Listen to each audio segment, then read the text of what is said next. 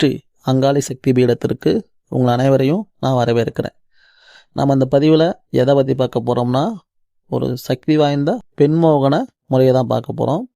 ஏன் சக்தி வாய்ந்த முறைன்னு சொல்கிறேன்னு பார்த்தீங்கன்னா, இந்த முறை தாந்திரிகம் கலந்த ஒரு மாந்திரிக முறை. ரொம்ப பவராக வேலை செய்யும். இதுக்கு எளிய பொருள் தான். சம்மந்தப்பட்டவங்களோட துணி மட்டும் இருந்தால் போதும். அவங்க நீங்கள் தான் உலகம்னு உங்கள் கூடயே சுற்றிக்கிட்டு இருப்பாங்க. சரிங்களா? அதனால தான் சொல்கிறேன், இந்த முறை யாரும் தவறான வழிக்கு பயன்படுத்தக்கூடாது. கண்டிப்பாக இந்த முறைக்கு சாபம் இருக்குது. தவறான வழிக்கு பயன்படுத்துனீங்க அப்படின்னா அதற்கான தண்டனை கண்டிப்பாக இருக்குது. நான் ஆரம்பத்திலே சொல்லிட்டேன். நல்ல விஷயத்திற்கு, நியாயமான விஷயத்துக்கு இதை செஞ்சு பாருங்கள். நாங்கள் இந்த முறையை நான் கண்டிப்பாக யாருக்கும் செஞ்சு கொடுக்க மாட்டோம். சரிங்களா? அதேமாரி செஞ்சு தரோம் அப்படின்னா ஒரு சில பேர்த்துக்கு செஞ்சு கொடுப்போம். இப்போ என்ன பண்ணாங்க, பெண்ணு ஏற்கனவே ஒருத்தவங்கள லவ் பண்ணியிருக்கோம். அம்மா அப்பா கட்டாய திருமணம் பண்ணி ஒரு கல்யாணம் பண்ணி வச்சுருப்பாங்க அந்த பெண்ணுக்கு. ஆனால் அந்த பெண்ணு பழைய விஷயங்கள் ஞாபகத்தை வச்சுக்கிட்டு இவங்க கூட ஒன்றா இருக்காது. அதனால் குழந்தை பாக்கியம் தள்ளி போகும். அப்படி கேட்குறவங்களுக்கு நாங்கள் நியாயமான விஷயங்கும் போது நாங்கள் செஞ்சு கொடுப்போம். அதாவது பெற்றோர்களே கேட்குறப்ப செஞ்சு கொடுப்போம். அதே போல் தான் கணவன்மார்களும் இது போல் ஏதாச்சும் அந்த பெண்ணு தப்பான வழிக்கு போகுது, இல்லை நம்ம கூட ஒத்துழைக்க மாட்டுது அப்படின்னு சொல்கிறப்ப அது நியாயமாக இருக்குது, அதை நாங்கள் குறி ஓட்டத்தில் பார்ப்போம். பார்த்துட்டோம் அப்படின்னா அது நியாயமான விஷயம் இருக்குது, நான் மட்டும் அவங்க செஞ்சு கொடுப்போம். மற்றபடி நாங்கள் யாருக்கும் இதை செஞ்சு கொடுக்கவே மாட்டோம். ஏன்னா இது ஒரு முறை பண்ணிட்டோம் அப்படின்னா உடல் ரீதியாகவும் பாதிப்பு ஏற்படும், மன ரீதியாக உங்களுக்கு பாதிப்பு ஏற்படும். அதனால தான் சொல்ல வரேன். இதை நீங்கள் நல்ல விஷயத்துக்கு, நியாயமான விஷயத்துக்கு பயன்படுத்துங்க. இந்த பூஜை முறை நம்ம எப்படி செய்கிறதுன்னு பார்ப்போம். இதற்கு உகந்த நாள்னு பார்த்தீங்கன்னா பௌர்ணமியில் பிரம்ம முகூர்த்த வேலை. அப்படி பிரம்ம முகூர்த்த வேலையில் பண்ண முடியாத பட்சத்தில் மாலை 6 மணிக்கு மேலே பண்ணலாம். காலைல 6 மணிக்குள்ளே நீங்கள் பூஜையை முடிச்சிடணும். நீங்கள் காலையில் பூஜையை பண்ணுறீங்க, பிரம்ம முகூர்த்தத்தில் பண்ணுறீங்கன்னா 6 மணிக்கு உள்ளாரே நீங்கள் பூஜையை முடிச்சிடணும். 6 மணிக்கு மேலே தாண்டக்கூடாது. முடியாத பட்சத்தில் மாலை 6 மணிக்கு மேலே ஸ்டார்ட் பண்ணிவிட்டு நீங்கள் எப்போ வேணால் முடிக்கலாம். அது ஒன்றும் பிரச்சனை கிடையாது. இப்போ இதுக்கு என்ன தேவைன்னா, ஆரம்பத்தில் சொன்னது போல் சம்மந்தப்பட்டவங்க துணி மட்டும் போதும். சம்மந்தப்பட்டவங்க துணி தேவைப்படும். நீங்கள் யார் பூஜை பண்ணுறீங்களோ, யாருக்கு வசியம் பண்ணுறீங்களோ அவங்களோட துணியும் தேவைப்படும். சரிங்களா? உங்கள் துணியும் தேவைப்படும். இந்த பூஜை பண்ணுறவங்களோட துணியும் தேவைப்படும். இப்போ என்ன பண்ணீங்கன்னா, சம்மந்தப்பட்டவங்களோட துணியில் நான் ஒரு ஸ்க்ரீனில் ஒரு எந்திரம் கொடுக்குறேன். சரிங்களா? அதை வரையணும். அந்த உங்களோட துணியில் வரையணும். எப்படி வரையணும் அப்படின்னா, இப்போ இந்த பூஜையை ஒரு ஆண் பண்ணுறாங்க, பெண் மோகனம் பண்ணுறாங்கன்னு இந்த பூஜை முறை ஒரு ஆண் பண்ணுறாங்க அப்படின்னா, ஆணினுடைய வலது கை கட்டவல் ரத்தம், சரிங்களா, ஒரு 5 சொட்டோ ஒரு 10 சொட்டோ எடுத்து வச்சுக்கோங்க. ஒரு சின்ன கிண்ணத்தில் எடுத்து வச்சுக்கோங்க. எடுத்து வச்சுக்கிட்டு மல்லிகைப்பூ இருக்குது பார்த்தீங்கன்னா, அதோடைய குச்சி, சின்ன குச்சியில் இந்த ரத்தத்தை தொட்டு நீங்கள் சம்மந்தப்பட்டவங்க துணியில் நான் கொடுத்துருக்கிற எந்திரத்தை வரையணும். நல்லா தெரிஞ்சுங்க. ரொம்ப தெளிவாக வரையணும், பளிச்சுன்னு தெரியணும் அவசியம் கிடையாது. ஒரு முறை முக்கிய அந்த ரத்தத்தில் எடுத்துட்டீங்க, குச்சியை தொட்டு எடுத்துட்டீங்க, மல்லிகைப்பூ எடுத்துட்டீங்க அப்படின்னா முக்கோணமாக ஒரு கோடு ஃபுல்லாக போட்டு முடிச்சிருங்க. அதே போல் 2வது முறை முக்கிய எடுக்கிறீங்க அப்படின்னா இன்னொரு கோடு இழுத்து முடிச்சிருங்க. பேராக ஒரு முறை தொட்டு எழுதினாவே அந்த பேரை ஃபுல்லாக கம்ப்ளீட் பண்ணிடுங்க. சரிங்களா? இதுக்கு திக்காக தெரியணும், பளிச்சுன்னு தெரியலாம் கிடையாது. ரத்தத்தில் இந்த முக்கோணம் மாதிரி போட்டிருக்கணும், பேர் எழுதியிருக்கணும். அதே போல் இதே விஷயத்தை தான் உங்கள் இதுலேயும் துணியிலேயே நீங்கள் என்ன பண்ணியிருக்கணும் அப்படின்னா அதே முக்கோணம் போல் வரைஞ்சி உங்களுடைய பேர், தாயார் பேர், உங்களுடைய பேர் எழுதிடுங்க. எழுதிட்டு சுத்தமான அத்தர், புனுகு, சவ்வாது, கோரோசனை இதை நல்லா பேஸ்ட் மாதிரி கலக்கி 2 துணியிலையும் வச்சு தடவிடுங்க.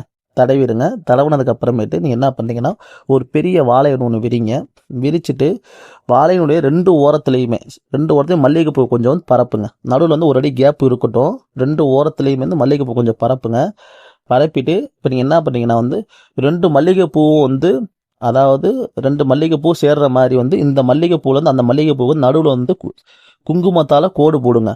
அந்த இலைக்கு நடுவில் பள்ளமாக இருக்குது பார்த்தீங்களா, நுனி இலையில், அந்த பள்ளத்திலே இந்த மல்லிகைப்பூவில் அந்த மல்லிகைப்பூ உரசுற மாதிரி நடுவில் குங்குமத்தாலே ஒரு நேர் கோடு போடுங்க. 2 மல்லிகைப்பூ உரசி இருக்கிற மாதிரி ஒரு நேர் கோடு போட்டுட்டு 2 சைடுமே சம்மந்தப்பட்டவங்க துணியை வச்சிடணும். இடது பக்கம் உங்கள் பூஜை செய்யும் போது இடது பக்கம் பெண்ணுடைய துணியும், வடது பக்கம் ஆணுடைய துணியும் வைக்கணும். வச்சுட்டு இந்த குங்குமத்துக்கு நடுவில் நெய் தீபம் ஒன்று ஏற்றுங்க. இதுக்கு படையில் ரொம்ப பெருசாக சிறப்பாக போடணும் அவசியமே கிடையாது.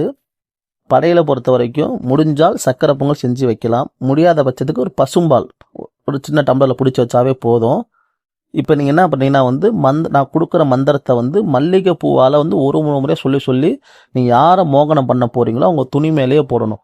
இப்போ நீங்கள் என்ன பண்ணால் முன்கூட்டியே ஒரு 1008 மல்லிகைப்பூ எடுத்து வச்சுக்கணும். இது 1008 உரு கொடுத்தாவே போதும். ரொம்ப பவராக வேலை செய்யும். 1008 உருவை வந்து நீங்கள் என்ன பண்ணுறீங்க அப்படின்னா வந்து ஒரு மல்லிகை பூவாக எடுத்து யாரை நீங்கள் மோகனம் பண்ண போகிறீங்களோ ஒரு முறை மந்திரம் சொல்லிட்டு ஒரு மல்லிகை பூவாக அந்த துணி மேலேயே போடுங்க. போட்டுட்டு பூஜை முடிஞ்சதுக்கப்புறம் என்ன பண்ணுறீங்க அப்படின்னா வந்து இந்த ஆணுடைய துணியை வந்து எடுத்து நீங்கள் என்ன பண்ணீங்கன்னா பெண்ணுடைய துணி மேலே வச்சிடணும். அதாவது 2 எந்திரமும் பார்த்தவாறு பெண்ணுடைய துணி கீழே இருக்கிற மாதிரி ஆணுடைய துணி வந்து மேலே படுத்துருக்கிற மாதிரி எந்திரமும் பார்த்த மாதிரி நீங்கள் என்ன பண்ணணும்னா வச்சிடணும். வச்சுட்டு நீங்கள் என்ன பண்ணால் வந்து இதை வந்து சுருட்டணும். நல்லா தெரிஞ்சுக்க, 2 துணியும் வந்து கசக்கக்கூடாது, உருட்டக்கூடாது, அப்படியே சுருட்டணும். சுருட்டி பஞ்சவர்ண நூலால், சரிங்களா, பஞ்சவர்ண நூலால் அந்த 2 துணியும் சுருட்டிட்டு சுற்றுங்க. அப்படியே 108 முறை சுற்றுங்க. மோகைன்னு சொல்லிக்கிட்டு நீங்கள் என்ன பண்ண 2 துணியை வச்சு சுருட்டினதுக்கு அப்புறமேட்டு 108 முறை அந்த பஞ்சவர்ண நூலால் வந்து நீங்கள் சுற்றணும்.